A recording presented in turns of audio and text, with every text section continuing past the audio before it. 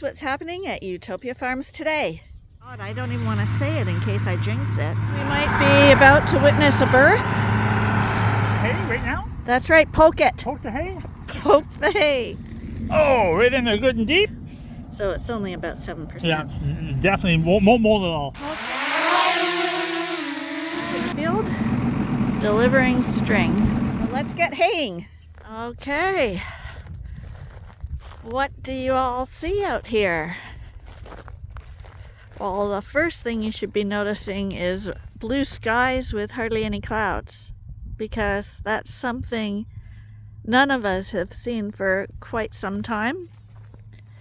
You can also see that Arnie is out here in the field. He's got hay piled up in windrows. He's got bales made. And he's in the field baling.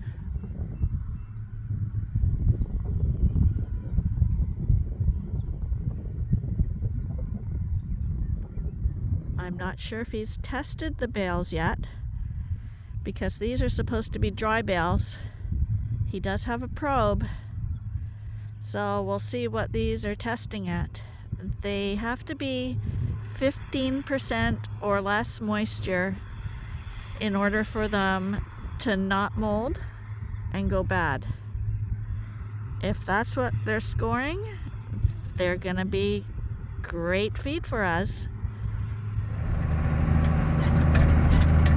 So we're just gonna go out and bale some hay, dry hay. This is the first dry hay I made this year. Lynn wanted me to show me checking the hay out. I just checked it out a few minutes ago. It's been on the ground for 3 days, I think. This hay's been on the ground for 3.5 days, and it's bone dry. It's got a lot of alfalfa in it. It dried right down, so we're gonna give it a go and see if we can make some dry bales. I figured there's a few hundred in this field, probably 250 bales. So. And then I got a bunch to go tomorrow again. And then hopefully if the weather goes good, we keep cutting. So we'll just check the moisture for a second. See how that turned out. Oh.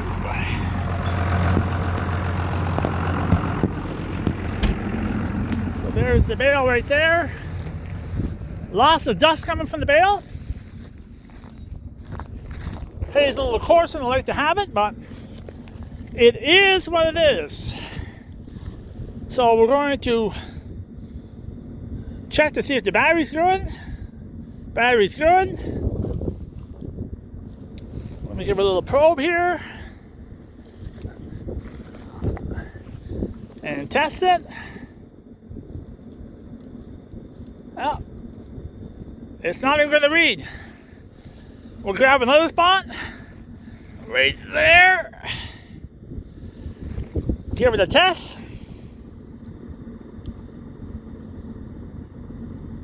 I think that's pretty dry hay. Check it one more time, right about there in the center. Oh, right in there good and deep. And we'll check it. I'll just press the test button again. So it is working. Yeah, it's not even reading. So to me, let me see if the bale. Yeah, the bale feels good. So my first dry bale. That's an old baler. That's a real old baler. And it makes a fantastic bale. Hard as rock. So what we did was, there's my rake right over there. I don't know if you can see it, but I choked the rake up a little bit, so we put less hay in the windrow, and you can hear it's nice and dry. So I'm going to get going. Now there's quite a bit of alfalfa right there. That might test a little differently, but I'm thinking it's not a problem. We'll get going. This is what you like about alfalfa. This hay here was cut 3 days ago. There's 2 or 3 inches of regrowth already on that alfalfa. Look at the regrowth on that alfalfa. We're going to come in here in about 40 days, 35 days, and cut a whole crop of hay off again. So there's my field. It's a very large field. So I'm hoping to get this first half cut off, and tomorrow we'll finish up the back half. And then we've got a couple fields at home, and then the first cut of hay is done. And then we're going to jump right on to the second cut probably. So I'll just tell you what's happening here. It's telling me the baler is not shut. And this is an old type of baler. And this is what happens. It builds up right here with all fines. And it doesn't shut correctly. I don't think the new balers have this kind of problem. But this old baler, it just bridges up in there. It doesn't shut the door. So once in a while you have to get out and do that. So I'm making a good bale yet. So yeah, the problem is that intake right there is only 4 feet. So if the hay is wider, it gets bridged up right there. And then it can plug the baler up. The new balers, I think, have a 5-foot pickup. So you don't have that problem. And this is the problem, you see. There's so much hay, I can't get it piled up tight enough. But I watch it, haven't had a problem today yet, but it stopped a couple times, but I just backed up. But Lynn makes fun of me, but that baler, yeah, I should have a wider intake at the front. I'm sitting by the hay here. I just touched it on the surface. It feels crackly dry. And it actually feels dry underneath too. I'm thinking, God, I don't even want to say it in case I jinx it, but I'm thinking we got some dry hay here.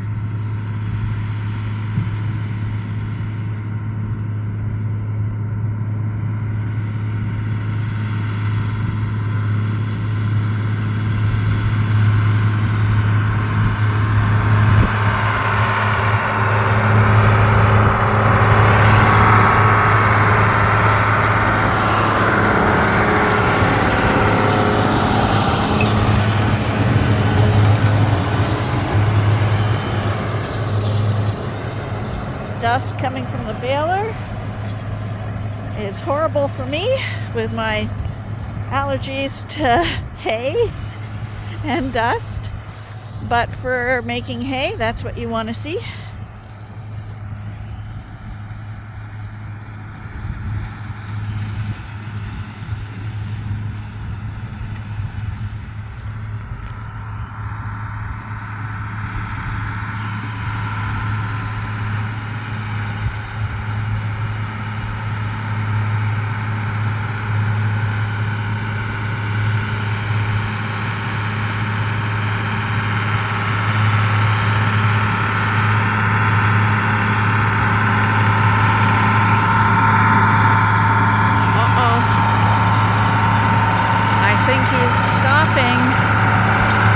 That means we might be about to witness a birth.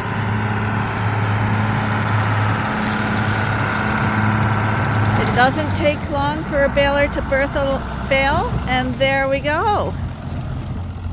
A fine specimen.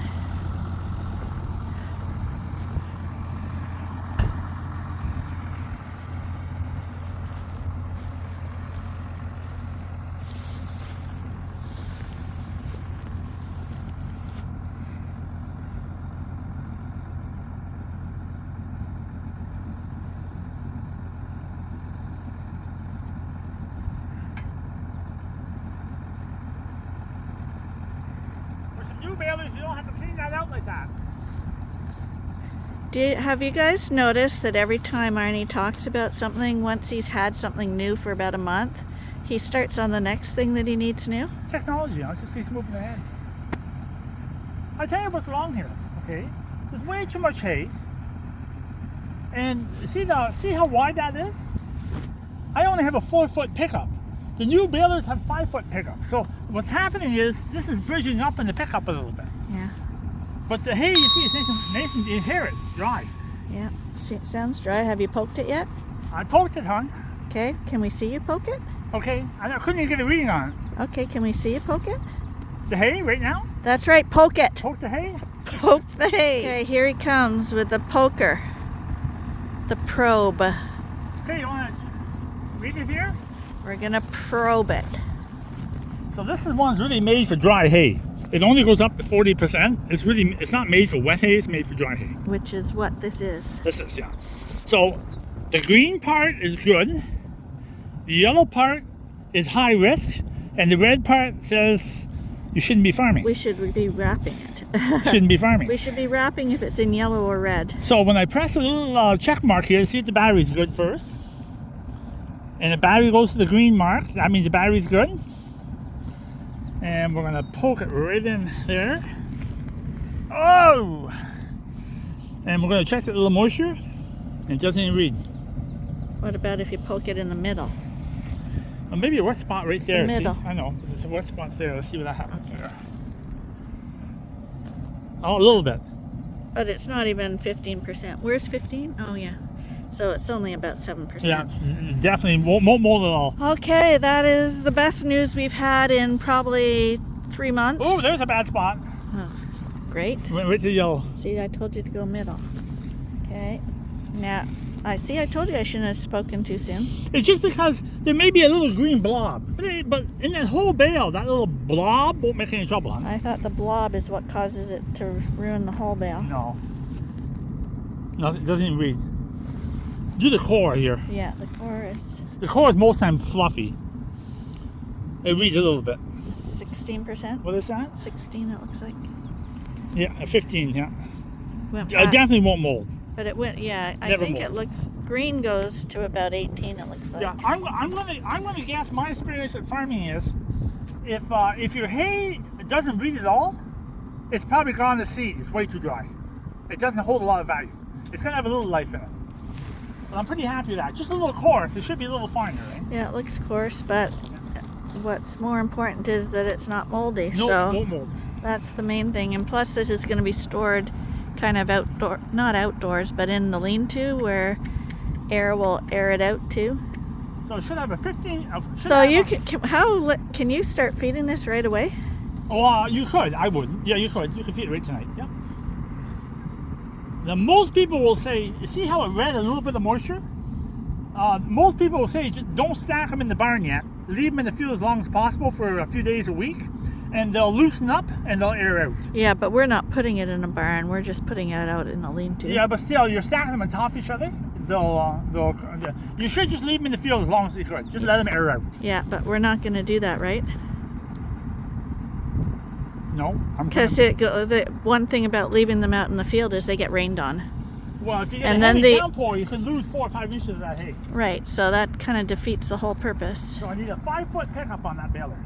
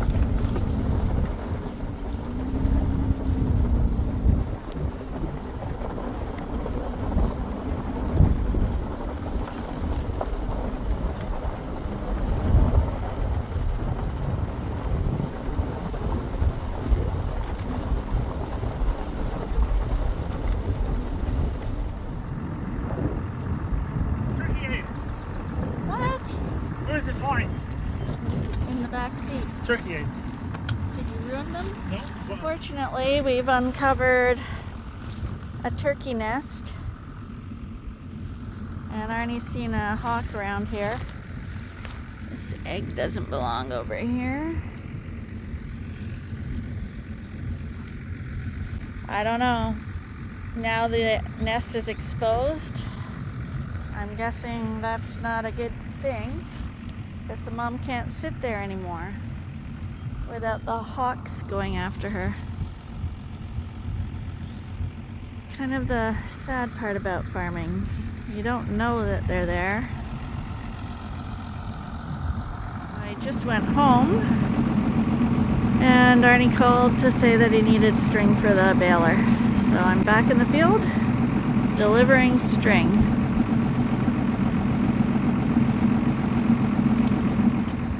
That's a day for me. So I don't know if you can see all the bales I made all the way to the back of the farm. And we made today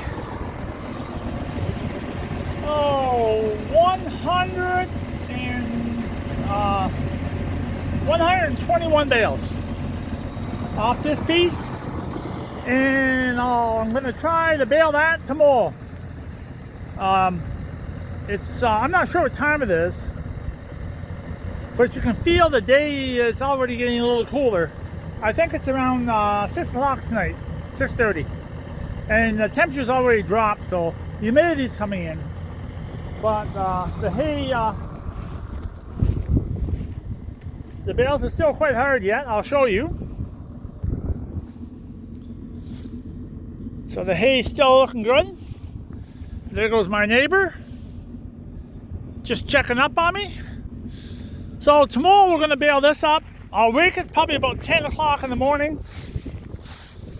Probably could have done that today too, but I'm out of time. So there'll be another 100 and so many bales left here. That's what we did today. And we actually cut 10 times around the whole field. And that 10 times around the whole field, we got 125 bales off of that already. So 100, 200, 300. Yeah, this 34 acres is going to produce about 350 bales. Now, they're only 4-foot bales, so I don't have enough hay to make another bale, so we're going to leave that till the morning. And one of the problems with that hay is it's so thick, it's actually curling up underneath, and it's hitting right here. And it curls up like that, and then it has a chance to plug that baler up. So I wish the hay was a little thinner, higher quality, and I wouldn't have so much trouble with that, and so much trouble with the intake. But anyways, on that note, I'm going to go home and have a drink and have supper with Lynn. So that's my day today. Got 96 bales in the yard. There's still another load here left in the field yet. And those 96 bales are going to end up under that lean-to right here. 100 bales per section. 200, I can get 200 bales in there. So by the time I get done today, I'll have enough hay to fill that, and then we'll be working on the back 200 bales. So right now I'm gonna fuel up this tractor and get baling, because it's supposed to rain in another day. And I'll just take a spare bale of twine with me.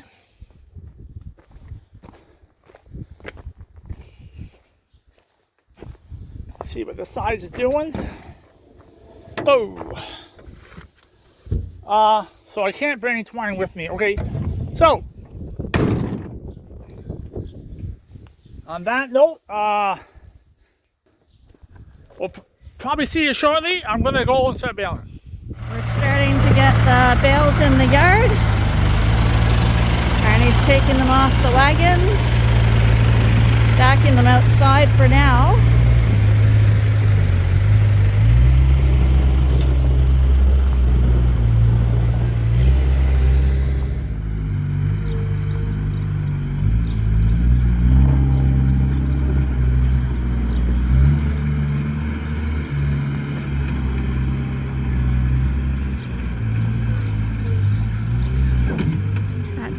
very good.